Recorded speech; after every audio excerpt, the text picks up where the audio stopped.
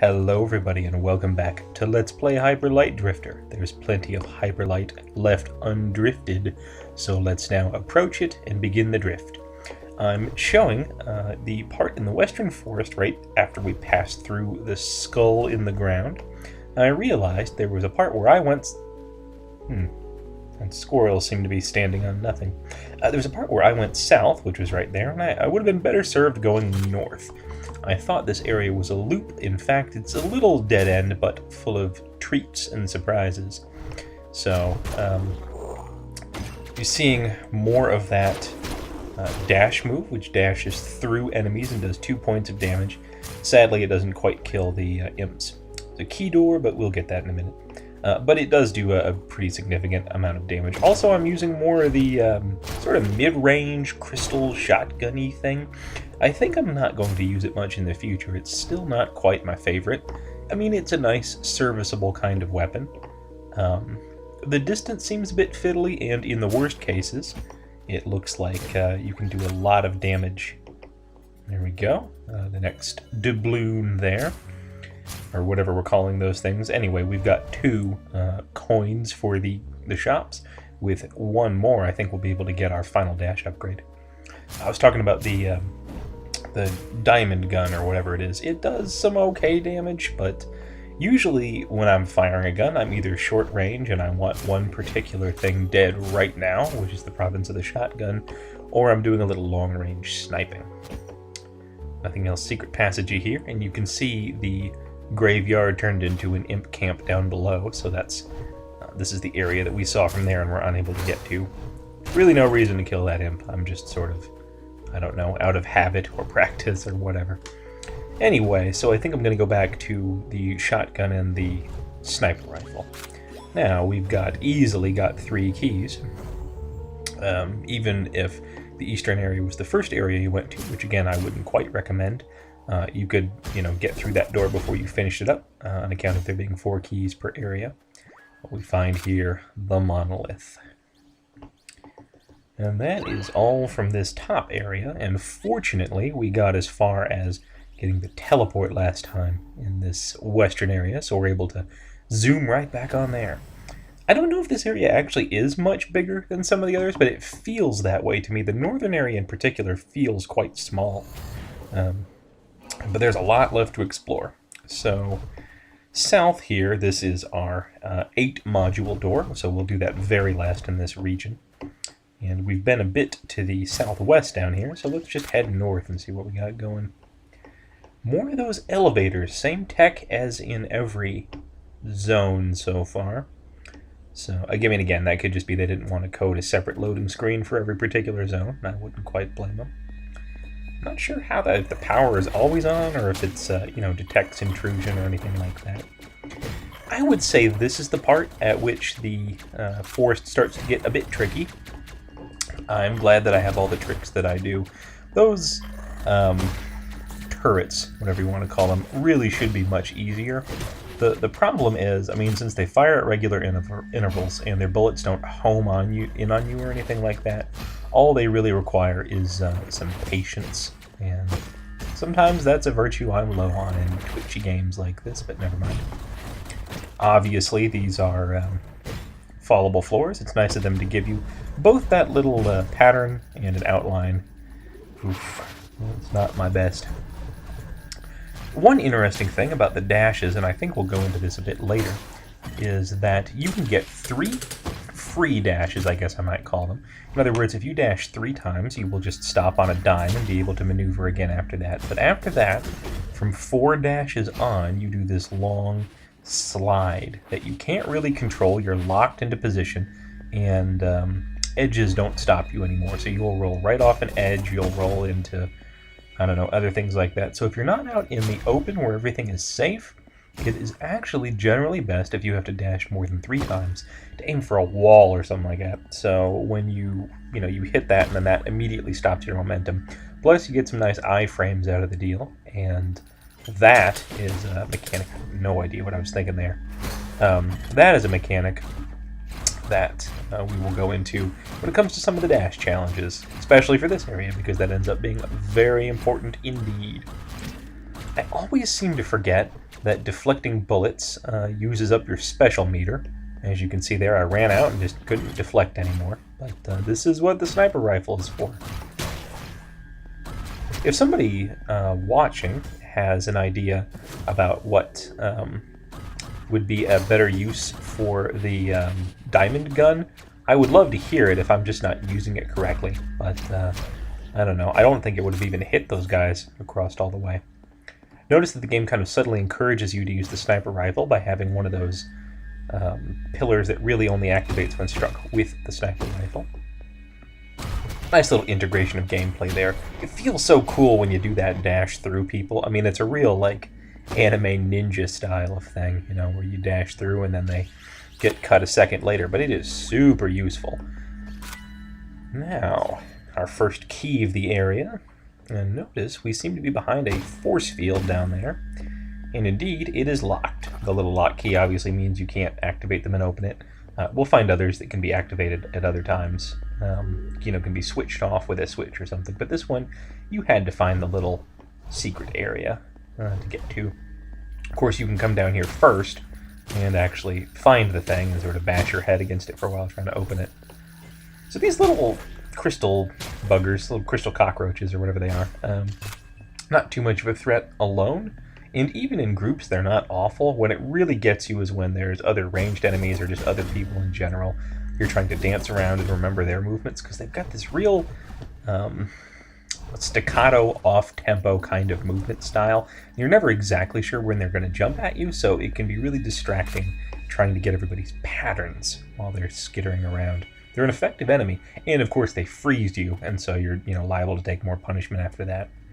This big room, I think because of all the particles, played a little bit of havoc with fraps, so I apologize for the slowdown in here. There's nothing particularly tricky, so it's, I'm not getting some advantage in a high precision part or anything like that. But it's just something it's our cross to bear for this next part. Here is an example of one of those force fields that is openable. Notice more of the pink explosive mixtures, whatever those guys are that we found in the western swamps. Seems to be over here. And what, for the life of me, I can only describe as jail cells. So here we've got, we've seen arms and armor before. We've seen samurai gear, armor, and swords and the like. And we've seen jail cells. So I'm not exactly sure what they were doing over here beneath grounds. You say what you will about these old civilizations, they did seem to like their below grounds buildings and structures and things like that. It seems like that's where all the real action goes on, typically.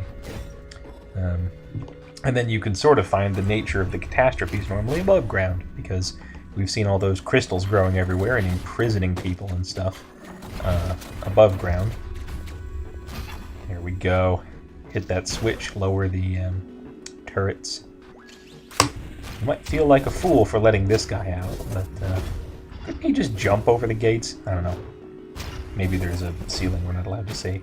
That's cheating. I can't break through the force field, but he can. Ah, oh well.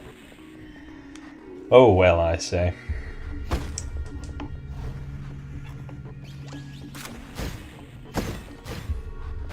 And of course, it might seem like foolishness to lower these gates just for a brawl, but you never know who's going to have a piece of aid or anything important that we might want.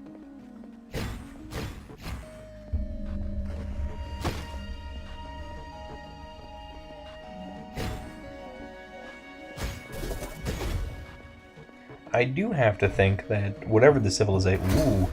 So, I'll put that on hold for a minute. Here's a crystal golem. These guys are tricky for a couple reasons. First off is their attack, as they do that ground pound, and those crystals home at you. And they home at you in a kind of unpredictable way. Most enemies, it's like as soon as they start their attack, that is exactly where the attack is going to go. So you can wait until they start their animation, move out of the way, and then you're good to attack them. Those crystals actually home in on you the very second that they start shooting out. And so you have much less of a window. You have to dance around for much longer before you can avoid them properly. And even then, they kind of don't move in a straight line. The crystals are kind of jagged in how they erupt out. And that means they can still get you even if you're a bit to the side of them. Second, of course, is that those crystal guys have just buckets of health, and even a fully wound up swing doesn't quite do them in, although I think 2 will. As with any enemy, they're not really that bad altogether, but by themselves, really tricky. I read in an interview talking about how they designed this game that they had a bunch more enemy types and had ones that had particular quirks to them, like I think you could only attack one with a special move or something like that, or you had to deflect one's bullets back to it. But what they found was that when these enemies were fine in single groups, but if you're going to have multiple types of enemies all attacking a player at once, they need to be really, really simple, or it's just super overwhelming for people. I kind of wish that there was a way we could see that original design. You know, I wouldn't mind testing my metal against that extremely hard situation there. But I can totally get it. I mean, even as is, you know, even if you've just got the little crystal guys, that their whole thing is they kind of skitter around and jump at you, or the big crystal golems or whatever. You start putting them in combos, and it's just exponentially more difficult to figure out what's going on. So that was an interesting little thing about of a design note that I read here. Something else kind of funny from the... Oh, okay. Well, we'll table that until we talk about these floor crystals. I'm sure we have before, but I want to just bring up... Forget these floor crystals. I hate them. First off, because they cover a huge area when they explode. Second off, because they do 2 damage anytime you touch them. They do have a reloading period, as you can see there. If you walk over them right away and walk back over them, that's fine, and that is important for a dash thing later. But they're just everywhere, and they require some precision dashing, which I'm not great at, so bleh. With our 4th module, I think that means it's time, yes indeed, for our sickness, our upside down rain and big old gross Gribbler. There's the Gribbler. Notice, every time we see these guys, it seems to be sort of a different attack. Almost as if they're, oh, I don't know, training us or something. Anyway, we're always reaching for that triangle, or that diamond gate there. Speaking of things that I've read in interviews, this was like in some pre-release stuff, so I think it's not terrifically a spoiler to mention it. But according to the developers, so I guess word of God in that case, the motivation for our Hyperlight Drifter is he is desperately searching for a cure to a sickness that he has. I mean, we probably could have divined that from all the coughing up blood and backwards rain or whatever, but now we know for sure we're not just like collecting stuff to sell, we're not trying to make a living, we are trying to cure our disease, and I'm going to go out on a limb and guess it's the same disease that really cool guy has. Boy, I hope we see him again in this section. I worry about that cool guy, though. So, yes, 2 of these guys at once is real bad news. They do have a huge tail, which is nice, but they either strike once or twice. I don't know what the difference is, or if there's a way to tell. It is always so satisfying when he does that little twirl in the sword plant, because that means you just survived a big old rush of people.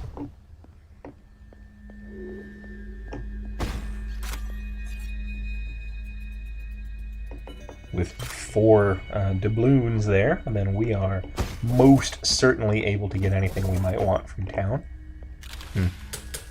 Really seem to get in that crystal that seems to be covering something with tubes or whatever. But no, whatever. Just a set piece, I guess. Are those cannons, you think? They kind of look like sci-fi cannons in this room. I don't know. I don't know what's going on with this area. Besides the crystals, of course. Breaking stuff to look tough.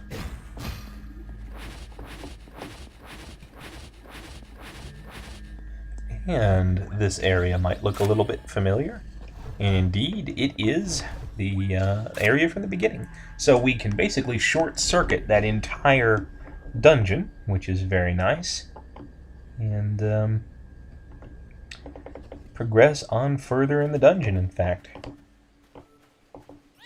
Before we do that, though, we have gone from that center point, from that center teleporter, we have gone north, as we just did, directly south, a bit to the southwest, but we've never gone straight out west. We came from the east, obviously, so that's sort of the last direction we have going for us. How about we head over that way and see what the deal is.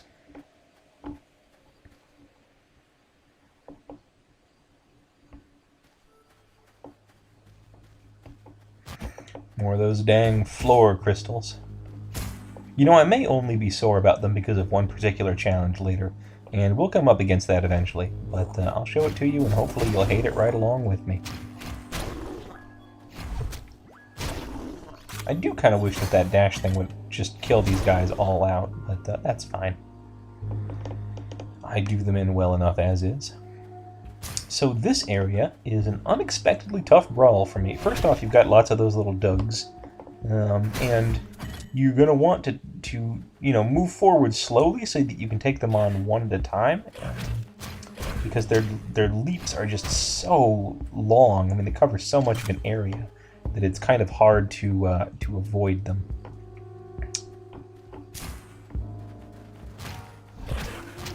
See, even 2 really kind of takes it out of me there. I'm using more health packs than I'd like.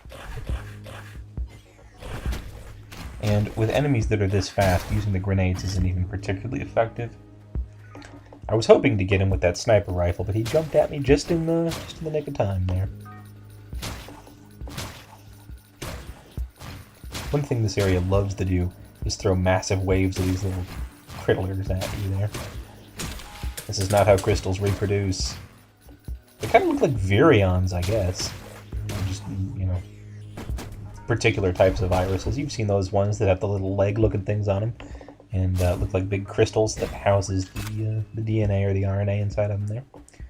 Anyway, this is a 2-part area, and unfortunately, I took that out, but I used up both my grenades, which would be particularly helpful in this part coming up down here. This is the true brawl of the area, and you can tell that it closes you off. Nice job getting the guided ground pound just against the invulnerable, unmovable stump, whatever that thing is there in the middle. You gotta be aware of your environment in this game, in any quick-paced game, and unfortunately I didn't heal fast enough. Took it in the teeth from him, so let's use the magic of editing to get back to where we were just there.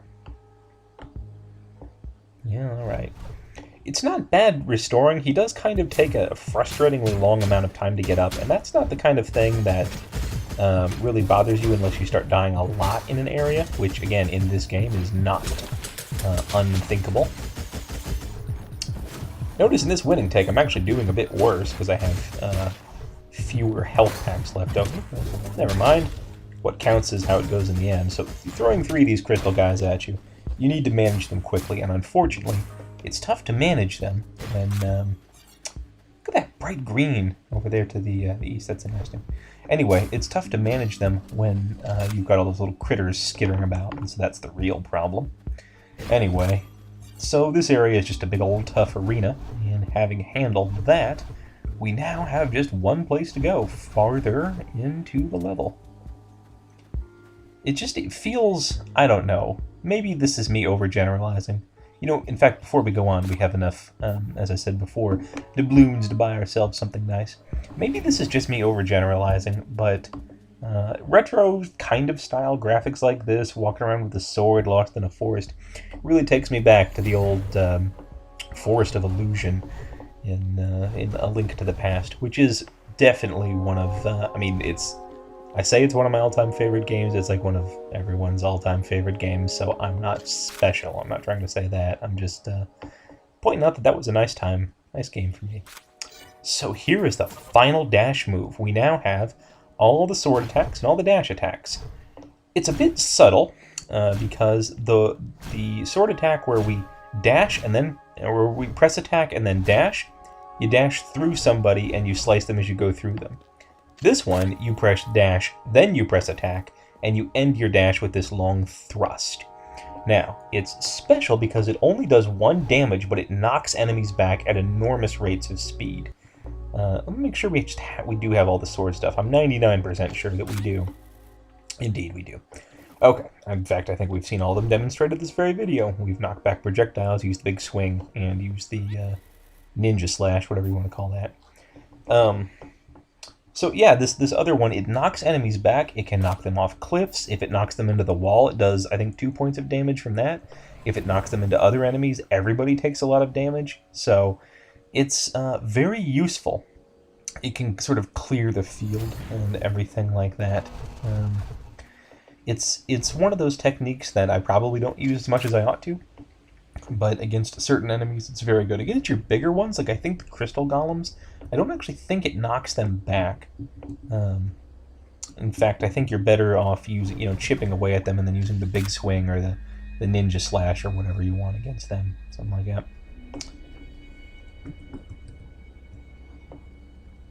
that. Incidentally, thanks to Vicus for pointing out that a lot of the terminology that we use, it's interesting because I just kind of make it up as we go. There's no official name for any of it.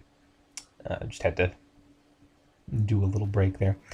Okay, so we can't get down here yet. There's no official name for the technology, for any of this stuff, any enemies or moves or anything. It's a game pretty much without dialogue, so if I'm ever using the same terminology as, I don't know, the wiki or your favorite LPer besides me, I hate these floor crystals. I'm just bad at them. Then it's totally by accident. Alright. Kind of looked like a bear guy stuck in that crystal up there, didn't it? That seems to be different than what we've seen before. We've only seen crystal wolves, crystal golems, crystal critters, and other kinds of beasts, just regular imps in this area. See, look at that. If I had hit the wall... Ooh. Second key, only 2 to go. If I'd hit the wall before I managed to get out of there, then I would have got invincibility frames and got off scot-free, but no such, unfortunately. Can't jump back, which is a bit of a shame. Here you see the old problem. I tried to dash through, but yep, the old problem. You slide too far if you do more than 3 dashes in a row. Anyway, let's just edit me back to where I do this correctly. See, I hit the tree there, and through my invincibility frames was not harmed by the floor crystals, which is, believe you me, a useful thing to keep in mind. Uh-oh. It's dog, and we know what dog means. It means that cool guy. Are we ready for Fan Club Part 3? Ha! So cool! Look at that, just took down 3 of them. Not like we haven't too, but, I'd like to think we could be buds. Oh, golly. Well, he's not doing so well. I guess neither are we. Here comes the part where he points out all the stuff I've already found, and he pointed out a new one too, but that's fine. Man, he seems even more Dark Soulsian than we do. Yeah. Or Bloodborne-ish, or whatever you want to say. He seems like he'd absolutely be from a Dark Souls game. So there's still more to get. There's still gun upgrades and 1 more health pack upgrade. So it's not like there's no point in keeping together on these pieces of 8. We will run out of things to buy before we run out of pieces of 8. So that's kind of annoying. You don't really get anything for collecting the last ones. But I think, as you can see up there, we're right at the 3-module gate, which leads us to the boss. So I think we'll tackle that next time, and I will join you then. Thank you for watching, and I hope you've enjoyed Let's Play Hyper Light Drifter.